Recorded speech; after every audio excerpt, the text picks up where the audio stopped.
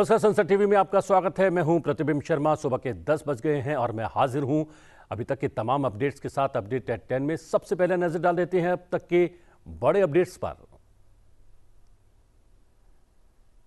संयुक्त राष्ट्र के वार्षिक जलवायु सम्मेलन COP28 की दुबई में जोरदार शुरुआत। उद्घाटन सत्र में ही जलवायु परिवर्तन से हानि और क्षति का सामना कर रहे आर्थिक रूप से कमजोर देशों के नुकसान की भरपाई के लिए कोष को सक्रिय बनाने पर हुई सहमति। भारत ने हानि एवं क्षति कोष को चालू करने के फैसले का किया पुरजोर समर्थन। वर्ल्ड क्लाइमेट एक्शन समिट 28 में शामिल होने के लिए दुबई पहुंचे प्रधानमंत्री नरेंद्र मोदी का जोरदार स्वागत। भारतीय समुदाय ने लगाए मोदी मोदी के नारे। पीएम मोदी ने कहा, क्लाइमेट को लेकर भारत ने जो कहा वो करके दिखाया। यूएई के समाचार पत्र अल एहतियात को दिया साक्षात्कार। कहा, भारत और यूएई के संबंध बहुत खास। मौजूदा वित्त वर्ष के दूसरे क्वार्टर में देश की जीडीपी 7.6% रहने पर प्रधानमंत्री नरेंद्र मोदी ने जताई खुशी। कहा, जीडीपी के आंकड़े भारतीय अर्थव्यवस्था की ताकत को दर्शाते। उपराष्ट्रपति जगदीप धनखड़ ने भारतीय लोक प्रशासन संस्थान के 49वें एडवांस्ड प्रोफेशनल प्रोग्राम के प्रतियोगियों से की बात। कहा, भारत भूमि, आकाश, समुद्र और अंतरिक्ष के क्षेत्र में अग्रणी देशों में शामिल। उपराष्ट्रपति आज केरल के तिरुवनंतपुरम में 5वें वैश्विक आयुर्वेद महोत्सव गैफ का करेंगे उद्घाटन। भारत और ऑस्ट्रेलिया के बीच 5 मैचों की T20 श्रृंखला का चौथा मैच आज छत्तीसगढ़ के रायपुर में। तीसरा मैच जीतकर ऑस्ट्रेलिया ने श्रृंखला को बनाया रोचक। श्रृंखला में फिलहाल भारत 2-1 से आगे। संयुक्त अरब अमीरात के दुबई में गुरुवार को शुरू हुए संयुक्त राष्ट्र के वार्षिक जलवायु सम्मेलन COP28 की शुरुआत में शिरकत कर रहे प्रतिनिधियों के बीच उस कोष को सक्रिय बनाने पर सहमति हो गई है जो जलवायु परिवर्तन द्वारा हो रही हानि और क्षति का सामना कर रहे कमजोर हालात वाले देशों की नुकसान की भरपाई करने में मदद करेगा। इस समझौते को इस सम्मेलन के पहले ही दिन एक बड़ी सफलता माना जा रहा है। जलवायु परिवर्तन द्वारा हो रही हानि और क्षति का सामना कर रहे कमजोर हालात वाले देशों के नुकसान की भरपाई करने में मदद के लिए कोष सक्रिय करने पर बनी सहमति को भारत विशेष रूप से पीएम मोदी की बड़ी उपलब्धि माना जा रहा है, क्योंकि उन्होंने इस विषय को सबसे अधिक गंभीरता के साथ लगातार उठाया है। भारत के पर्यावरण मंत्री भूपेंद्र यादव ने निर्णय की घोषणा के तुरंत बाद एक्स पर पोस्ट किया। पहले ही दिन संयुक्त अरब अमीरात में COP28 के निर्णय लेने में बरती गई गति एक सकारात्मक संकेत है। हानि और क्षति निधि के संचालन पर ऐतिहासिक निर्णय COP28 के उद्घाटन में ही ले लिया गया है। भारत हानि और क्षति कोष को चालू करने के फैसले का पुरजोर समर्थन करता है। यह निर्णय एक ऐतिहासिक कदम साबित होगा। जानकारी के अनुसार COP28 के अध्यक्ष सुल्तान अल जाबेर ने कहा है कि उनका देश संयुक्त अरब अमीरात के इस कोष में 10 अरब करोड़ की रकम का योगदान करेगा। ऐसी भी खबर है कि जर्मनी ने इस कोष को 10 करोड़ डॉलर की रकम देने की प्रतिबद्धता व्यक्त की है। संयुक्त राज्य अमेरिका और जापान ने भी इस कोष को धनराशि का योगदान देने की घोषणा की है। हम बताते कि वार्षिक यूएन जलवायु सम्मेलन COP28 12 दिसंबर तक चलने वाला है। प्रधानमंत्री Narendra Modi world climate action summit COP28 में शामिल होने के लिए गुरुवार देर रात दुबई पहुंच गए। यूएई के डिप्टी पीएम और गृह मंत्री एच शेख सैफ बिन जायद अल नाहयान ने उनका एयरपोर्ट पर स्वागत किया। प्रधानमंत्री नरेंद्र मोदी आज विश्व जलवायु कार्रवाई शिखर सम्मेलन COP28 को संबोधित भी करने वाले हैं। दुबई रवाना होने से पहले पीएम मोदी ने कहा कि क्लाइमेट को लेकर भारत ने जो कहा वो करके दिखाया है। पीएम के दुबई पहुंचने पर भारतीय समुदाय में खासा उत्साह देखने को नजर आया। इस दौरान भारत माता की जय और वंदे मातरम के नारे सुनाई दिए। पीएम मोदी ने कहा कि दुबई में भारतीय समुदाय के गर्मजोशी से भरे स्वागत से वो भावुक हो गए हैं। उनका सहयोग और उत्साह हमारे वाइब्रेंट कल्चर और मजबूत संबंधों का गवाह है। हम आपको बता दें कि रवाना होने से पहले प्रधानमंत्री ने कहा कि G20 की मेजबानी के दौरान जलवायु का मुद्दा हमारी प्राथमिकता में सबसे ऊपर था। नई दिल्ली घोषणा पत्र में जलवायु कार्रवाई और सतत विकास पर कई ठोस कदम शामिल हैं। मैं COP28 द्वारा इन मुद्दों पर आम सहमति को आगे बढ़ाने की उम्मीद करता हूं। संयुक्त राष्ट्र जलवायु परिवर्तन संधि में शामिल देशों का 28वां उच्च स्तरीय सम्मेलन है। इस समिट में दुनिया भर के कई नेता हिस्सा ले रहे हैं। इस दौरान ग्रीन हाउस गैस उत्सर्जन को कम करने के तरीकों पर चर्चा की जाएगी। संयुक्त अरब अमीरात की अध्यक्षता में यह सम्मेलन 12 दिसंबर तक चलने वाला है। इस दौरान प्रधानमंत्री मोदी सम्मेलन में हिस्सा लेने वाले कुछ वैश्विक नेताओं के साथ द्विपक्षीय वार्ता भी करेंगे। हम आपको बता दें कि प्रधानमंत्री ने इससे पहले भी कई बार दुबई की यात्रा की है। आइए जानते हैं उनकी यात्राओं के बारे में।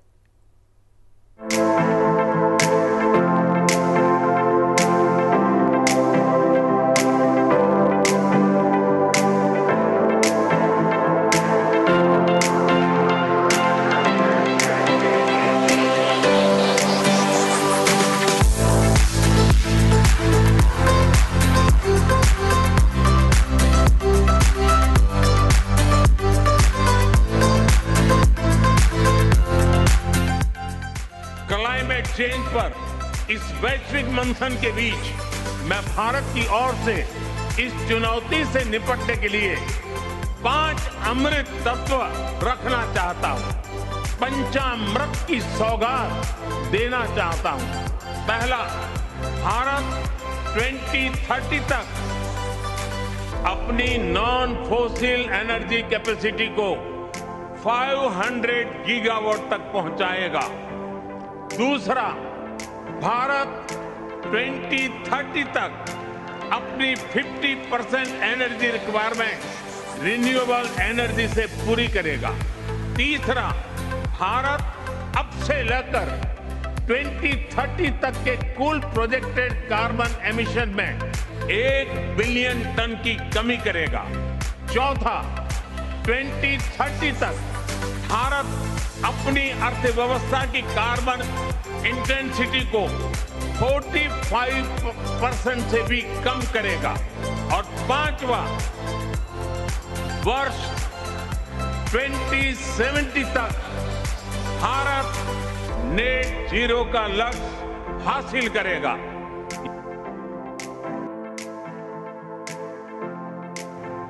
आज जरूरत है कि हम सभी लोग एक साथ आकर कलेक्टिव पार्टिसिपेशन के साथ लाइफस्टाइल फॉर एनवायरनमेंट यानी लाइफ को एक अभियान की तरह आगे बढ़ाएं। ये एनवायरमेंटल कॉन्शियस लाइफस्टाइल का एक मास मूवमेंट बन सकता है।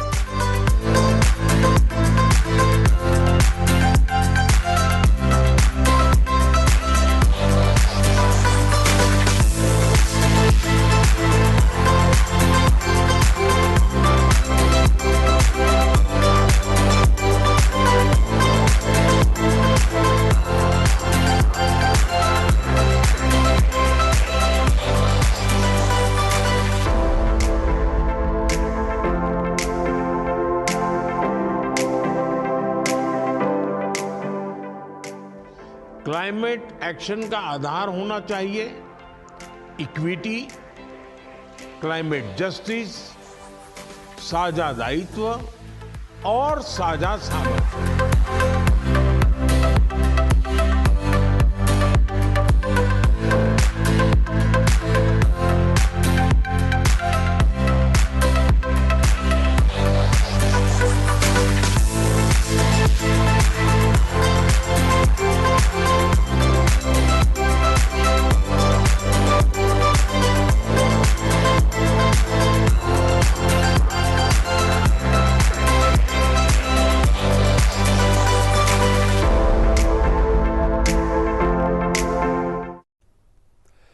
एक बड़ा अपडेट ये है कि प्रधानमंत्री नरेंद्र मोदी ने संयुक्त अरब अमीरात के एक अखबार को इंटरव्यू दिया है। इसमें प्रधानमंत्री मोदी ने कई मुद्दों पर बातचीत की है। प्रधानमंत्री मोदी ने कहा है कि भारत को उम्मीद है कि संयुक्त अरब अमीरात की मेजबानी में आयोजित COP28 प्रभावी जलवायु कार्रवाई में नई गति लाएगा। प्रधानमंत्री ने कहा कि भारत और संयुक्त अरब अमीरात हरित और अधिक समृद्ध भविष्य को आकार देने के लिए साथ खड़े हैं। हम जलवायु कार्रवाई पर वैश्विक चर्चा को आगे बढ़ाने और उस पर अमल करने के अपने संयुक्त प्रयासों में दृढ़ हैं। यूएई के अल एहतियात अखबार को दिए गए इंटरव्यू में क्लाइमेट फाइनेंस के संबंध में प्रधानमंत्री नरेंद्र मोदी ने कहा कि उन्होंने हमेशा कहा है कि जलवायु परिवर्तन एक सामूहिक चुनौती है जो एकीकृत वैश्विक प्रतिक्रिया की मांग करती है। प्रधानमंत्री मोदी ने कहा कि ये पहचानना आवश्यक है कि विकासशील देशों ने समस्या के निर्माण में कोई योगदान नहीं दिया है, फिर भी विकासशील देश समाधान का हिस्सा बनने के इच्छुक हैं। अर्थव्यवस्था को लेकर एक बड़ा अपडेट। मुख्य आर्थिक सलाहकार वी अनंत नागेश्वर ने गुरुवार को कहा कि भारत की आर्थिक वृद्धि की गति अक्टूबर-दिसंबर तिमाही में जारी रहेगी और अर्थव्यवस्था निवेश और उपभोक्ता गति के आधार पर पूरे वित्त वर्ष के लिए 6.5% की विकास दर हासिल करने के लिए भारत तैयार है। मुख्य आर्थिक सलाहकार ने प्रसन्नता व्यक्त करते हुए कहा कि जब भारत की अर्थव्यवस्था में 1.9% की उछाल अभूतपूर्व है, लेकिन हम अर्थव्यवस्था की अंतर्निहित गति को नाप नहीं रहे हैं, बल्कि पूरे वित्तीय वर्ष के लिए सकल घरेलू उत्पाद की वृद्धि का अनुमान रख रहे हैं, जो सहज रूप से आगे बढ़ते हुए 6.5% है। मुख्य आर्थिक सलाहकार वी अनंत नागेश्वरन ने 2022-23 में भारतीय अर्थव्यवस्था 7.2% के बढ़ने की बात भी कही। नागेश्वरन ने कहा कि भारतीय अर्थव्यवस्था कोविड से उबरने के बाद से स्थिर गति बनाए हुए है और जुलाई में सबसे तेजी से बढ़ने वाली प्रमुख अर्थव्यवस्था बनी हुई है। वित्त वर्ष 2023 की दूसरी तिमाही में वास्तविक जीडीपी वृद्धि 7.6% रही, जो पेशेवर पूर्वानुमानकर्ताओं द्वारा 6.8% के औसत अनुमान से कहीं अधिक है, बल्कि 7.4% के उनके उच्चतम अनुमान से भी ज्यादा है। दुनिया के तमाम मजबूत देशों की अर्थव्यवस्था में लगातार गिरावट देखने को मिल रही है। कई देश ऐसे भी हैं जिनकी अर्थव्यवस्था कोविड काल के बाद से उठी नहीं है। वैश्विक स्तर पर मुश्किलों के दौर में भी भारतीय अर्थव्यवस्था रिकॉर्ड बना रही है। सरकारी आंकड़ों के मुताबिक मौजूदा वित्त वर्ष दूसरे क्वार्टर में देश की जीडीपी 7.6% रही है। प्रधानमंत्री मोदी ने जीडीपी आंकड़ों की सराहना की और कहा, यह भारतीय अर्थव्यवस्था की ताकत को दर्शाता है। प्रधानमंत्री मोदी ने एक्स पर एक पोस्ट में कहा कि दूसरी तिमाही के जीडीपी आंकड़े वैश्विक स्तर पर ऐसे कठिन समय के बीच भारतीय अर्थव्यवस्था के लचीलेपन और मजबूती को दर्शाते हैं। हम अधिक अवसर पैदा करने, गरीबी के तेजी से उन्मूलन और हमारे लोगों के लिए जीवन की सुगमता में सुधार करने के लिए तेजी से विकास सुनिश्चित करने के लिए प्रतिबद्ध हैं। प्रधानमंत्री नरेंद्र मोदी ने कल वीडियो कॉन्फ्रेंस के माध्यम से 51,000 से अधिक नवनियुक्त कर्मियों को नियुक्ति पत्र वितरित किए। इस अवसर पर प्रधानमंत्री ने कहा कि रोजगार मेला युवाओं को विकसित भारत के निर्माता बनने की राह दिखाता है। प्रधानमंत्री ने नए कर्मचारियों और उनके परिवारों को बधाई देते हुए कहा कि वो उस प्रणाली का हिस्सा बनने जा रहे हैं जो सीधे जनता से जुड़ी है। उन्होंने कहा कि सरकारी कर्मचारी के तौर पर लोगों की ईज ऑफ लिविंग को सर्वोच्च प्राथमिकता देनी चाहिए।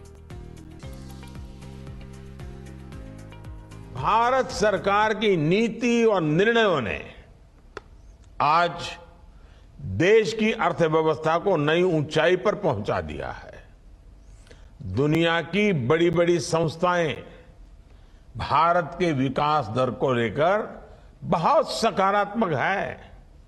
हाल ही में निवेश रेटिंग के एक ग्लोबल लीडर ने भारत के तेज विकास पर अपनी मोहर लगाई है।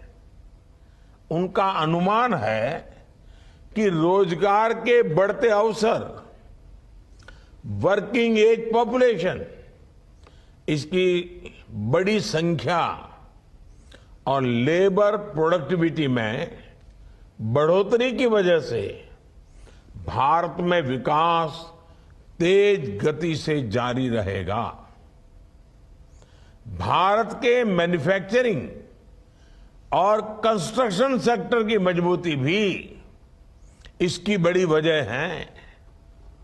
ये सारे तथ्य इस बात के प्रमाण है कि आने वाले समय में भी भारत में रोजगार और स्वरोजगार की असीम संभावनाएं इसी तरह बनती रहेगी। और अब एक अपडेट राष्ट्रपति द्रौपदी मुर्मू के महाराष्ट्र दौरे का। राष्ट्रपति द्रौपदी मुर्मू इन दिनों 4 दिवसीय महाराष्ट्र के दौरे पर हैं। आज पुणे में राष्ट्रपति ने आर्म फोर्सेज मेडिकल कॉलेज को राष्ट्रपति ध्वज प्रदान किया। उन्होंने वर्चुअली कम्यूटेशन मेडिसिन के लिए सशस्त्र बल केंद्र प्रज्ञा का भी उद्घाटन किया। हम आपको बता दें कि राष्ट्रपति आज 4 बजे नागपुर में गवर्नमेंट मेडिकल कॉलेज के प्लेटिनम जुबली समारोह का भी उद्घाटन करने वाली हैं। और बात करते हैं कुछ अन्य अपडेट्स की। उपराष्ट्रपति जगदीप धनखड़ आज केरल के तिरुवनंतपुरम का दौरा कर रहे हैं। जी हां, राज्य की 1 दिवसीय यात्रा के दौरान उपराष्ट्रपति 5वें वैश्विक आयुर्वेद महोत्सव गैफ का उद्घाटन करेंगे। ये महोत्सव आज से 5 दिसंबर तक चलेगा। 5वें वैश्विक आयुर्वेद महोत्सव का विषय है स्वास्थ्य सेवा में उभरती चुनौतियों और आयुर्वेद का पुनरुत्थान। जी हां, हम आपको बता दें कि इसमें तमाम जो हैं विशेषज्ञ शामिल होने वाले हैं और इसका सीधा प्रसारण हम आपको संसद टीवी पर दिखाएंगे। उपराष्ट्रपति जगदीप धनखड़ ने कहा कि भारत भूमि, आकाश, समुद्र और अंतरिक्ष के क्षेत्र में अग्रणी देशों में शामिल है। नई दिल्ली में भारतीय लोक प्रशासन संस्थान के 49वें एडवांस्ड प्रोफेशनल प्रोग्राम के प्रतिभागियों से बातचीत के दौरान उपराष्ट्रपति ने ये बात कही। उपराष्ट्रपति ने कहा कि भारत क्वांटम कंप्यूटिंग, 6G और आर्टिफिशियल इंटेलिजेंस के क्षेत्र में नवाचारों की अग्रिम पंक्ति में है। उन्होंने कहा कि लोगों को खुद को उभरती प्रौद्योगिकियों से लैस करने की आवश्यकता है। भारतीय प्रतिभा दुनिया में बेजोड़ है। चंद्रयान 3 के सफल प्रक्षेपण की सराहना करते हुए उपराष्ट्रपति ने कहा कि भारत आज 5वीं सबसे बड़ी वैश्विक अर्थव्यवस्था है और 2030 तक तीसरी सबसे बड़ी अर्थव्यवस्था बनने की ओर अग्रसर है। These days, the world is facing challenges of a very different nature. We have to equip ourselves with them. Artificial intelligence is only one facet. But disruptive technologies, their power has to be unleashed. We have to stay with them. They have made inroads in our houses, in our drawing rooms, in our workplaces. The world is grappling. But for the first time, India is in the leading countries that are focusing on it.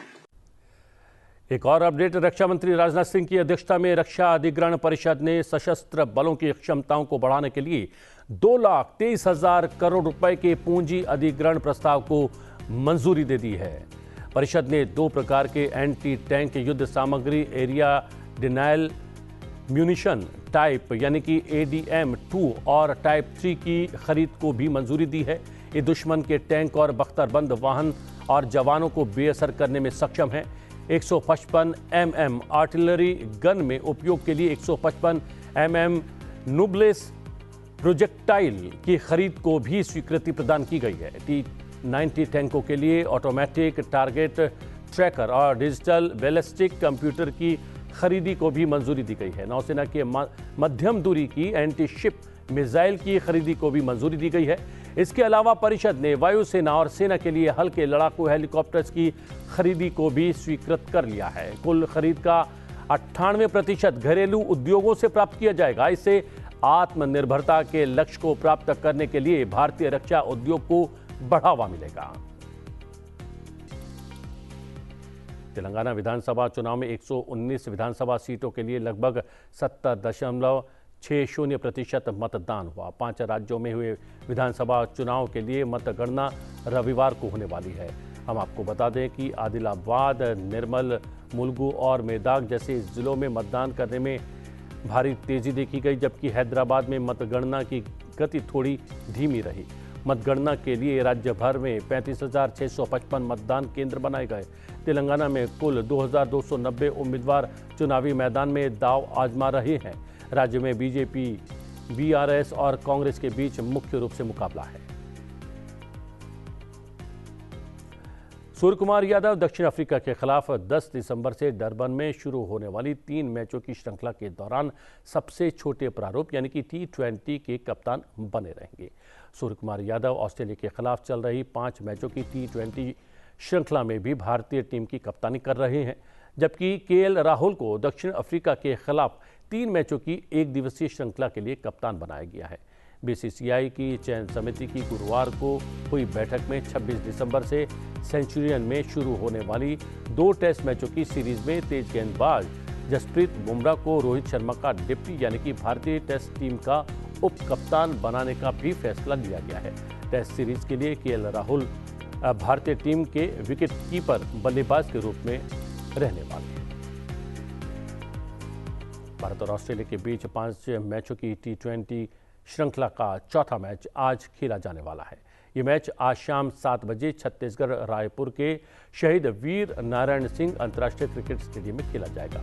तीसरे T20 में team India हार का सामना कर चुकी है। इस मुकाबले में पहले बल्लेबाजी करते हुए भारत ने 3 विकेट खोकर 222 रन बनाए थे। जवाब में कंगारुओं ने 5 विकेट रहते जीत हासिल कर ली। 5 मैचों की श्रृंखला में भारत फिलहाल 2-1 से आगे है।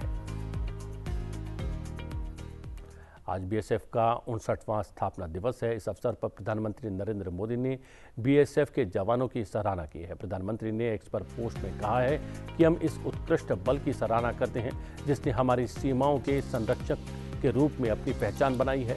हमारे राष्ट्र की रक्षा में उनकी वीरता और अटूट भावना उनके समर्पण का प्रमाण है। पीएम ने प्राकृतिक आपदाओं के मद्देनजर बचाव और राहत कार्यों के दौरान बीएसएफ की भूमिका की सराहना की। गृहमंत्री अमित शाह ने बल के सभी जवानों और उनके परिजनों को शुभकामनाएं देते हुए कहा कि हमारे देश की सीमाओं को अपने शौर्य और पराक्रम से अभेद रखने वाले बीएसएफ पर देश को गर्व है। देश की सुरक्षा के साथ साथ आपदा प्रबंधन और पर्यावरण संरक्षण में भी बीएसएफ ने कई कीर्तिमान स्थापित किए हैं।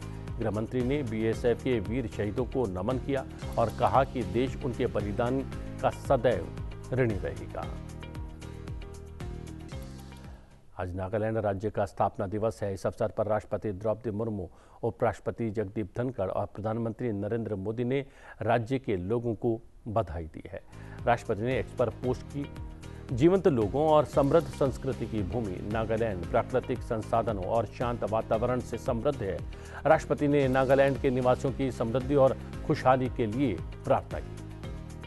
उपराष्ट्रपति ने राज्यवासियों को शुभकामना देते हुए सोशल मीडिया पर कहा कि परंपरा और आधुनिकता का सामंजस्यपूर्ण मिश्रण नागालैंड हमारे देश की विविधता के प्रमाण के रूप में खड़ा है। उन्होंने कामना की कि नागालैंड की सांस्कृतिक छवि विकास, शक्ति और सद्भावना की कहानियां बुनती रहे। प्रधानमंत्री ने राज्य के लोगों को बधाई देते हुए एक्स पर पोस्ट किया कि राज्य के आकर्षक इतिहास, रंग बिरंगे त्योहारों और सौहार्दपूर्ण लोगों की बहुत प्रशंसा की जाती है। ये दिन नागालैंड की विकास और सफलता की यात्रा को सुदृढ़ करे। G20 की भारत की साल भर की अध्यक्षता समाप्त हो गई है। भारत ने पिछले साल 1 दिसंबर को आधिकारिक तौर पर G20 की अध्यक्षता संभाली थी और ब्राजील आज ये प्रतिष्ठित अध्यक्षता ग्रहण करेगा। इस दौरान भारत के G20 संस्कृति कार्य समूह की यात्रा कैसी रही, चलते चलते आपको छोड़े जाते हैं इस यात्रा पर बनी एक विशेष रिपोर्ट के साथ। आप बने रहिए संसद टीवी के साथ। मुझे दीजिए आज्ञा। नमस्कार।